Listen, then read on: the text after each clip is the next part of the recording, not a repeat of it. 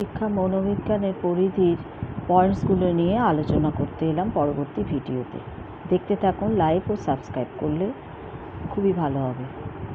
শিখন প্রক্রিয়ার প্রকৃতি, শিখনের নিয়মাবলী, শিখনের প্রেষণের ভূমিকা প্রভৃতি বিভিন্ন প্রকারের শিখন, যেমন তত্ত্ব শিখন, ধারণা শিখন, দক্ষতা শিখন, সমস্যা সমাধানের শিখন, শিখনের বিভিন্ন উপাদান তত্ত্ব ইত্যাদি শিক্ষা মনোবিজ্ঞানে আলোচিত হয়।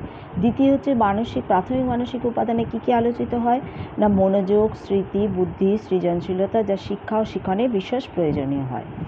তারপর হচ্ছে বিকাশের ধারা। বয়স বৃদ্ধির সঙ্গে সঙ্গে শিক্ষার্থীর যে দৈহিক, মানসিক, সামাজিক, প্রাক্ষবিক বৈশিষ্ট্যের পরিবর্তন ঘটে, তার অনুশীলন অর্থাৎ বিকাশের ধারাও আলোচনা হয় এবং শিক্ষার উপর তার প্রভাব বিকাশের ক্ষেত্রে কী কী করণীয়, তা সবই শিক্ষাশ্রী মনোবিজ্ঞানের বিষয়বস্তু।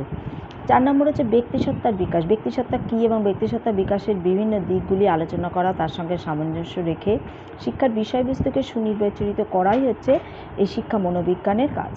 তারপর হচ্ছে শিখন সঞ্চালন। শিখন সঞ্চালন কাকে বলে, আদৌ শিখন সঞ্চালন ঘটে কি না, ঘটলে কিভাবে এবং তার উৎকর্ষ হয় কিভাবে, এইটি শিক্ষা মনোবিজ্ঞানের অন্তর্ভুক্ত।